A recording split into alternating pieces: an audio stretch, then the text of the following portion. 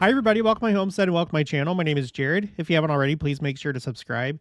In this video, we're going to talk about temples and their spires, because I noticed that there's certain temples in the church that have two spires, and one seems to be higher than the other.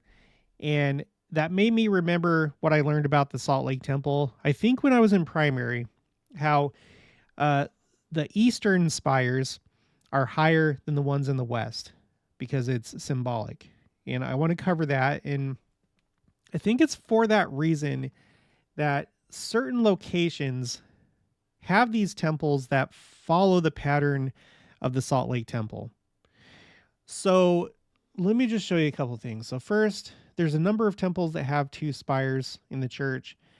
I didn't pull them all up. I'm going to be doing more research into this, but just to give you an idea, you have the Pioneer era temples like the Logan Temple, the Manti Temple, two spires, and it does look, at least in the case of the Manti Temple, that this one is taller than the one in the west.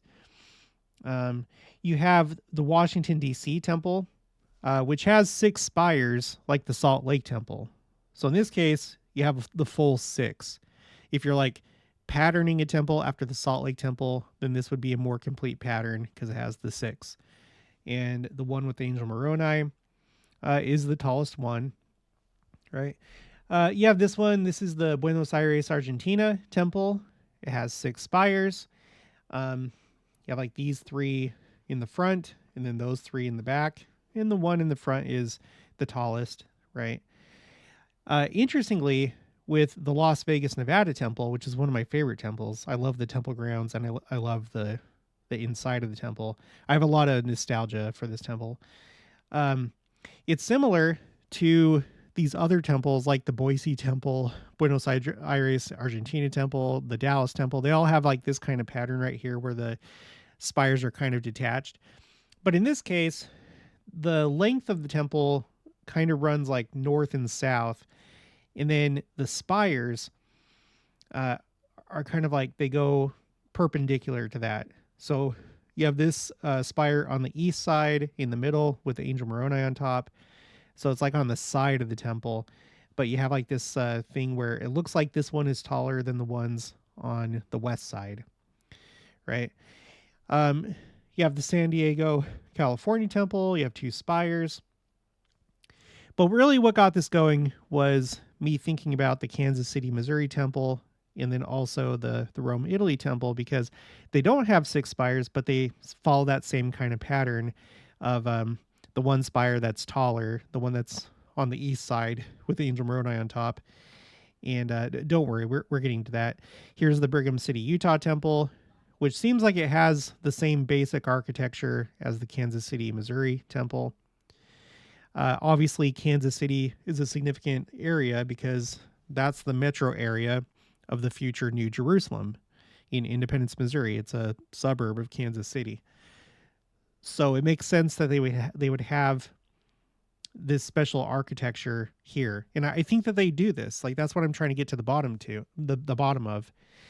With these ones like Buenos Aires and Las Vegas, I'm not so sure. I think that there's just like this like series of temples that kind of look like this. But then after that, you start to see a lot more like single spire temples, and temples with more than one spire become more and more the exception rather than the rule.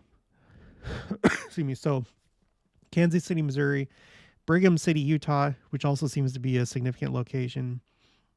You have the Vernal, Utah temple, which used to be a tabernacle. That's what it originally was. So I don't think that they intentionally planned this, but as you can see, you have one of these spires that's taller than and like bigger, fatter than the other one. So it follows that pattern. The Philadelphia, Pennsylvania temple. Now this is a significant place in the history of the United States. Maybe that's why they chose to do it here. And then finally, the last example that I have is the Rome, Italy temple. And Rome is obviously a very significant place. This is the only temple where all 15 apostles went to the dedication, and President Hilson said that this was a hinge point in the history of the church, the dedication of this temple. and has two spires. One is taller than the other. So what is this? What is all this about? Okay, so we're looking at a talk from the April 1942 General Conference. This is, at the time, Elder Harold B. Lee, Unity for the Welfare of the Church and the Nation. At this time, he was in the Quorum of the 12 Apostles. And let me show you. Okay. But beyond all that, the Latter-day Saints have a responsibility that may be better understood when we recall the prophecy of Joseph Smith, who declared that, quote, the time would come when the destiny and the Constitution of these United States would hang, as it were, by a thread, and that this people, the sons of Zion, would rise up and save it from the threatened destruction, end quote, from Journal of Discourses, Volume 7, page 15. Just a quick pause. I've already done a few videos about saving the Constitution and the Constitution hanging by a thread. I think there's a lot of misconceptions behind this. People like picture, I don't know, the leaders of the nation like coming to Salt Lake crying and being like, we don't know how to manage the nation anymore. We don't know how to govern. We're so wicked. Someone help us. And then, you know, the apostles stepping in and being like, we'll show you. We'll set you back on track, but you must follow these principles. I don't think it's going to be like that. The reason why is because I did a video looking into it, and I actually added this quote to my spreadsheet. I have this spreadsheet called Quotes A through Z. Oh, dang it. I don't have it up right now. Anyway, I have an entry here for Constitution hanging by a thread, and I have a bunch of quotes that explain what that means. So we're going to read one of them here. Okay, continuing. I want to ask you to consider the meaning of that prophecy in the light of the declaration of the prophets of the Book of Mormon times, who declare that this land was a choice land above all other lands and would be free from bondage and from captivity and from all other nations under heaven if they will but serve the God of this land, even our Savior, Jesus Christ. This is a people whom the Lord has chosen to preach the gospel of righteousness. We talk of security in this day, and yet we fail to understand that here on this temple block, we have standing the holy temple, wherein we may find the symbols which power might be generated that will save this nation from destruction. I want to pause right here. I know that we're talking about temple spires, but I had to include this because this is like part of like what he's saying when he goes on to talk about spires. So if you think that the United States has to be destroyed before the second coming can happen, I can't say that I agree with that based on what Harold B. Lee is saying right here. Let me read it again. We talk of security in this day, and yet we fail to understand that here on this temple block, we have standing the holy temple wherein we may find the symbols by which power might be generated that will save this nation from destruction. So I don't know that he would be saying that if the United States has to be destroyed or that it has to be cleansed. Okay, so I have that, or I have this quote. I've created a new, since I'm doing this research and study into the idea of the cleansing of America, the destruction of America, I've now added an entry on my quotes A through Z spreadsheet called America, Cleansing of, Destruction of, etc. And this is my first quote that I think goes against that idea. I have my other spreadsheet called Quotes. What's it called again? Quotes, False Prophecies / Visions, right? Where we have these two false visions and prophecies. At least this one doesn't apply to the future. It applied to Jackson County at the time of the Civil War. But anyway, so now I'm doing that. Now I'm looking for quotes that just anything that has to do with the destruction or cleansing of America. Does it have to happen before the second coming? I don't think so. All right, continuing. Therein may be found the fullness of the blessings of the priesthood. Yesterday morning, as we assembled and heard the broadcast from that place, broadcasting to the world a message, it to me was significant of the prophecy that from this place the law shall go forth to the world in the word of the Lord from Jerusalem. The spires, okay, now we're shifting gears to spires. The spires on the eastern towers of the temple are to represent the presidency of the Melchizedek priesthood. The spires to the west, the presidency of the Aaronic priesthood. The gilded figure of the angel Moroni symbolizes the preaching of the gospel to the world. Okay, so essentially the spires on the east side, right, that face the sun as it rises, these represent the first presidency. That's the presidency of the Melchizedek priesthood. And the ones on the east side, the presidency of the Aaronic priesthood, or in other words, the presiding bishopric of the church. So that's what these represent. We're going to get to the part where in another document that talks about the height of this tower compared to the one over here. But anyway, Melchizedek priesthood, the first presidency on this side, presiding bishopric on the east side. Let's get back to this and finish off. The gospel must be preached as a witness under the direction of the holy priesthood. Fear God and give him glory, or give glory to him, for the hour of his judgment is come. That's from Revelation 14:7. Therein lies the responsibility of this church in sanctifying this people and this nation, that they might be spared the judgments that otherwise might come upon them, were it not for the preaching of the humble elders of this church. That's a very important sentence. It's not that, the leaders of the country are going to come to Salt Lake for help necessarily, or that we're going to go there and step in somehow. It seems like the way that this happens is that we preach the gospel. That's what we do. We preach the gospel and try and change hearts and make the nation as righteous as possible. And missionary work is going forward. I would say at an accelerated pace. It's starting to rebound from the COVID days. And we see these other churches and religions starting to disintegrate. I've done a number of videos about the United Methodist Church, which is no longer united. There was a big schism that I think is still taking place. I have to check back in on that. And you have a lot more Christians that are going non-denominational rather than sticking with a traditional mainstream denomination. And I think that as this continues, people are going to have less and less options for finding Christ.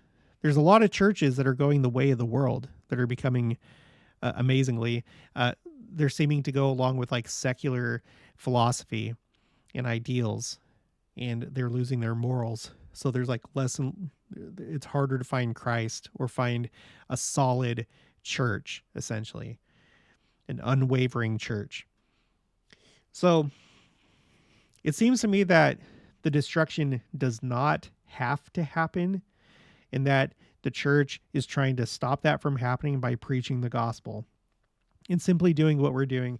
And like he said earlier, that the symbols in the temple generate power that can save this nation from destruction. So interesting things to think about, but we have this like little comment embedded in here about the spires of the Salt Lake Temple. So that's interesting. Okay, now we'll move on. Before we do, I should have brought this up earlier. I've updated the Flood the Earth Challenge. I'm now just doing little by little each day rather than trying to like knock out all the comments and all the emails in one go. I'm just doing it little by little. I think that's the right way to do it. So we're at 9,735 copies of the Book of Mormon that have been shared so far. We're trying to get to 10,000. And we have 1,115 people that have participated in this challenge. I would encourage you to do so. Um, I'm coming up on 29,000 subscribers.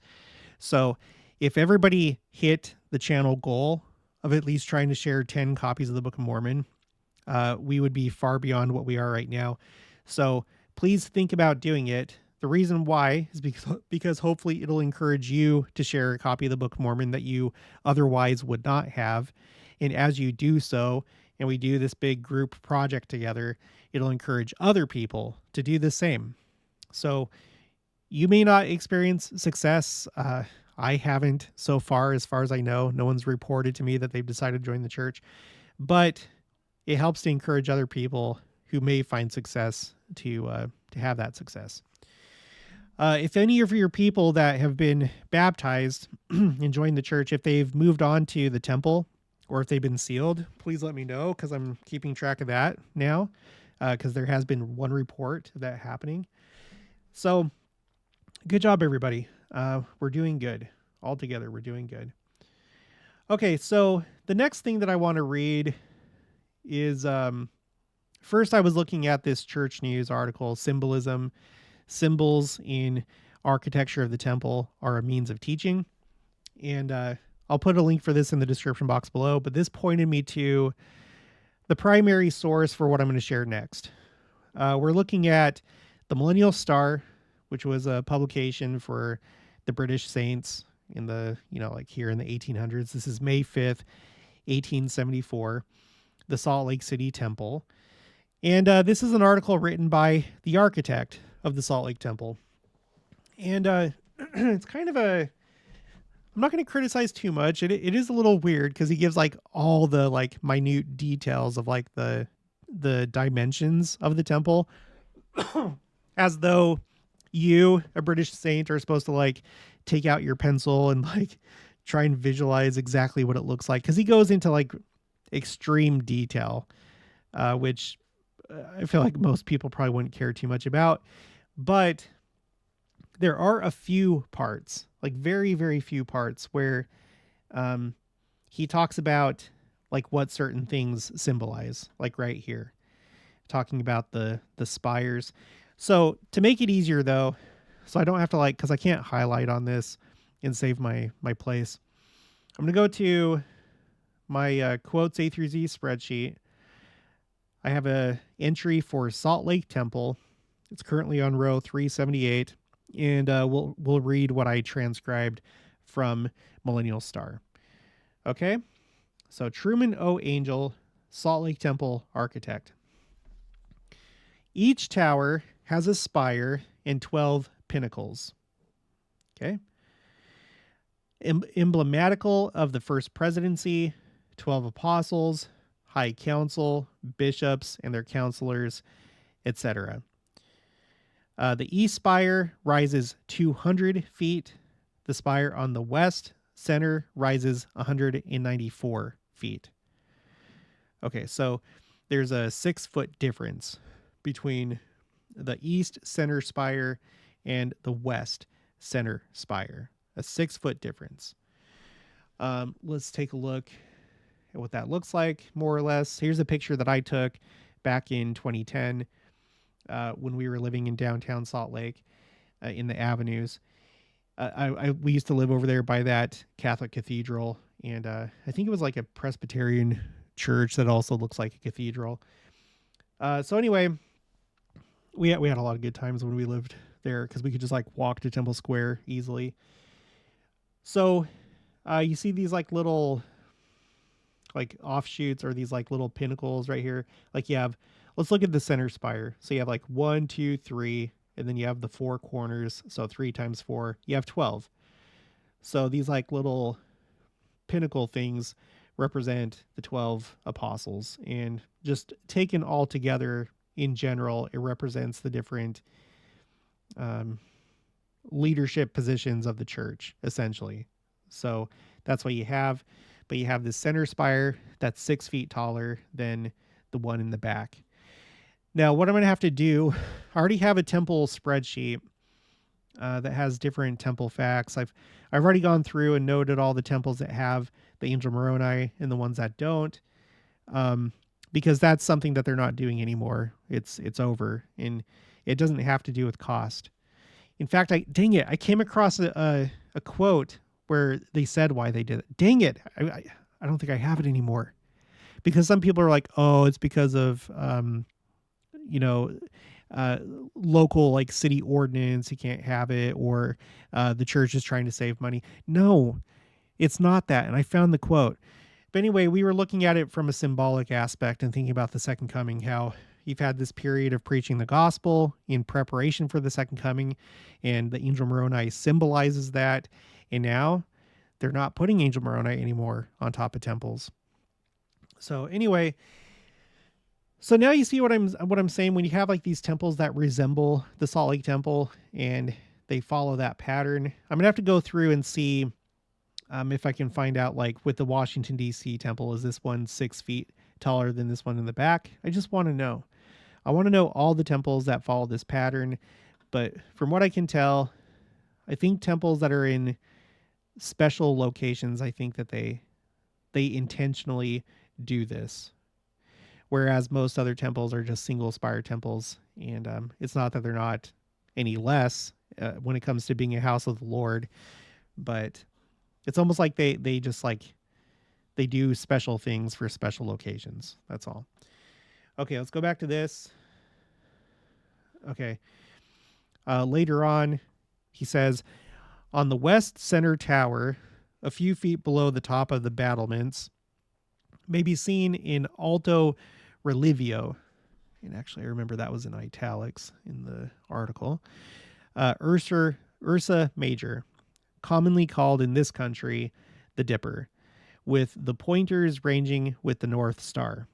Moral, the lost may find their way by aid of the priesthood.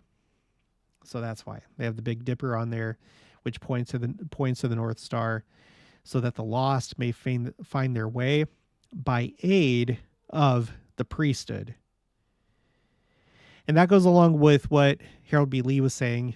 He was talking about the spires of the temple and how it's the presidency of the church. It's the church leadership that directs the preaching of the gospel and finding the lost.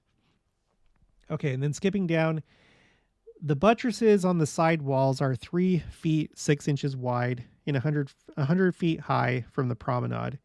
Close under the second string chorus on each of the buttresses is the moon, represented in its different phases. Close under the third string chorus on each of the buttresses is the full face of the sun. Immediately above on the side wall buttresses is Saturn with her rings. Now, this is something that I had noticed, again, when I lived in Salt Lake, because in the, I want to, yeah, it was, I think, I'm pretty sure it was in the North Visitor Center, the one that did not have the Christus. They had some of these sketches, and they had this one right here. I'm looking at the church history catalog under Salt Lake Temple architectural drawings, 1853 to 1893. And this is what it was going to look like, right? The stars are different. These ones are 6-pointed stars, but the ones that are on there now are 5-pointed stars. These ones like at the top. And then I guess you're going to have like these Saturn stones. Now, I don't know if this is true or not. I don't even know where I heard this, but somebody said that it actually wasn't Saturn, that it was supposed to represent Kolob. But I'm going to have to look into that and see if that's actually true, if I'm able to. If you have any further information about it, please send it my way. But anyway, that's just interesting. He said, the architect of the Salt Lake Temple said that it was Saturn. Now, this is not what it looks like today. It actually looks like this. So I think most people may not realize, well, I think that's what this is. I think that this is like the new, or like the variation that they went with of Saturn / Kolob. So don't take me at my word on this, because I have to look into it further. But this is what is there now. You see, here's the 3 stars that we were looking at before. Let's go back to this. See, yeah, like these 3 stars. But it ended up looking like this. And I think that you can see that on my picture that I took. Yeah, like you see all these like little um, Saturn stones and stuff. I think that's what these are. Um, anyway, I'll do follow up videos. But then underneath that, excuse me, you have the sunstones, and then underneath that you have the moonstones, and then at the bottom, you can't see it in this picture, you have the earth stones. And what I didn't know until I started looking into this for this video is the earth stones were going to look like this. They were going to have like the land masses on them. But what they ended up going with was this. So it's just kind of plain, and you're just supposed to know that that's earth. This is, excuse me, Deseret News outside the temple. This is another article. I'll put it in the description box below. So earth stones. I am Alpha and Omega, and then shaking hands, and then there's the the Big Dipper right there that we were reading about before. Sorry that the image is small, but there's those, what I think are probably Saturn stones. You'll notice that they are different from the earth stones, because you might be like, well, no, it's just more earth stones. But you have like this circle, and then like you have an outer circle right here, as though that's supposed to be like the rings of Saturn. So I don't know. A cloud with rays coming out. There's like the 3 stars up there, 2 of the 3 stars. The moonstones with their phases, right? Sunstones. I'm glad that they went with this instead of what they were going to do. I don't like suns with faces on. I don't like suns with faces on them. It's just kind of weird to me. I'm sorry to say it. I love the Nauvoo Temple. I have my ancestry on my dad's side that went through the Nauvoo Temple for their endowments and to be sealed, some of them. I love the Nauvoo Temple, but the sunstones, I am not a big fan. They are not, let's see, Nauvoo Temple sunstones. And this is nothing against the person that chiseled them or designed. Oh my goodness. Whatever. It looks like it's a product of its time. Anyway, I guess I'm not gonna be able to pull that up, but here's the sunstones. I'm just really, really prominent nose, weird lips, strange brow line, whatever. So I'm glad that this didn't happen to the Salt Lake Temple, and then it looks like that. That makes me happy. Okay. So I think that's all that I had. And then I have all these other quotes that I've collected about the Salt Lake Temple. So we've read these 2 right here in columns G and H. And there's a bunch of other interesting things. This one seems to suggest, this is based on one person's research. There was like some kind of like map that was drawn, and I think it was around the time of Joseph Smith. I'd have to go back and research this, but it showed like different locations in the United States, and supposedly it showed the travels. Right here, the travels of Moroni, starting from Central America and then going to these different places: Sand Hills, Arizona, Salt Lake, Adirondack, Nauvoo, Independence, Kirtland. I know that there's some controversy over that, controversy over Book of Mormon geography or whatever. It makes sense to me, though, that Moroni would have gone to some of these different places. We know from an account of someone that was with Brigham Young who dedicated the land for the Manti, Utah temple, that the Manti, Utah temple was dedicated where it was at, or built where it was at, because Moroni had dedicated that land while he was still in mortality. And it would make sense to me that the same would hold true for Kirtland and these other places. That's something that I tend to believe. This one, Gordon B. Hinckley points out that the Salt Lake Temple and the Nauvoo Temple are kind of like bookends, because They represent this period of the church moving from the east and coming to the west, and they face each other, like literally. The Nauvoo temple faces west. I think there were a couple things though. A couple things I wanted to read. There's this. This is from Brent Roberts, Managing Director, Special Projects Department, in a church news like podcast, episode 189, Salt Lake Temple renovation update with Brent Roberts and Andy Kirby. And Brent Roberts says, I think our mission has stayed the same, and our mission, as given to us by President Russell M. Nelson, was to emphasize and highlight the life and ministry and the mission of Jesus Christ all throughout Temple Square, including the temple. And the renovation of the temple, of course, was to make it a greater patron experience, as well as provide mechanical, electrical, plumbing upgrades, and most importantly, a seismic upgrade so that it would stand through the millennium, is what the president has talked about many times.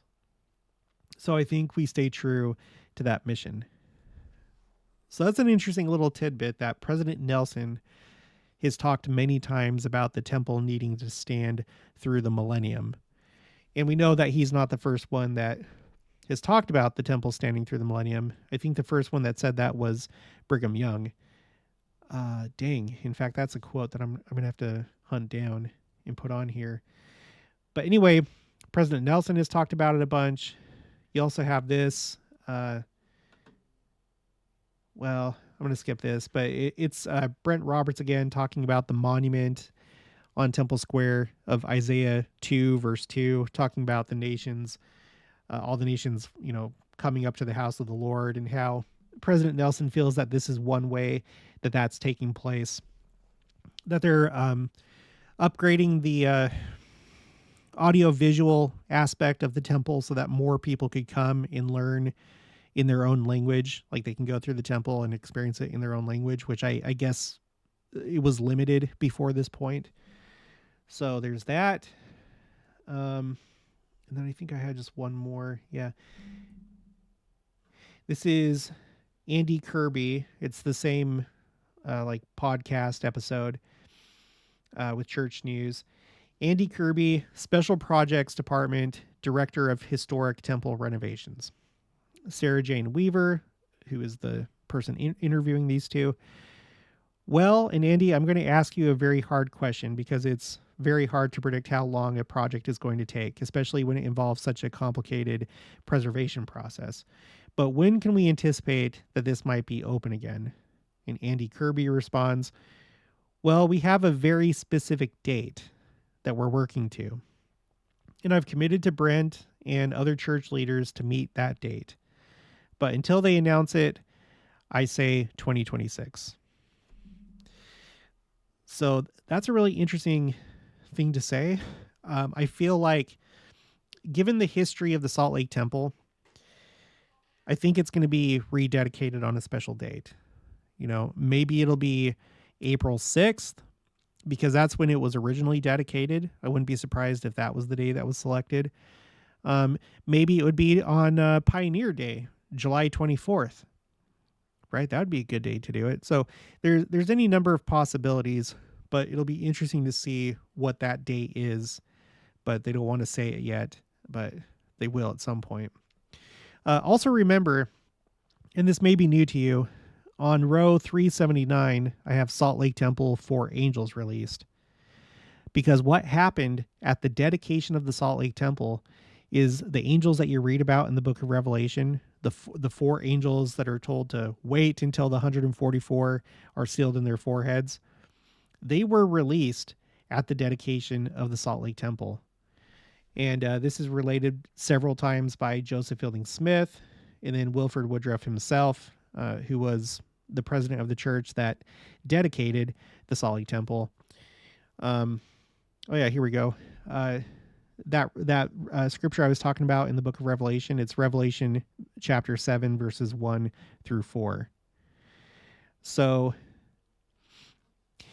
I just have to wonder, we talk so much about bookends on this channel that I wonder if this main period of preaching the gospel in preparation for the second coming. If most of it is taking place between these two bookends, the dedication of the Salt Lake Temple and the rededication of the Salt Lake Temple. This is the only time that the Salt Lake Temple has been rededicated. It had its first dedication and now its rededication.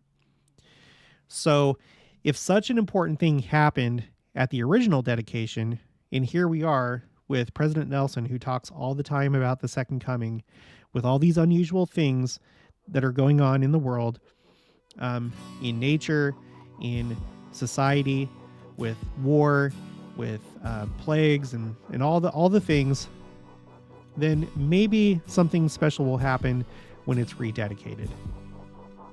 I think that'll be the case, personally. Okay, that's going to be it for this one. So if you haven't already, please make sure to subscribe, like this video if you liked it, leave your thoughts and opinions down in the comments below. Also make sure to share it, and I'll talk to you guys later.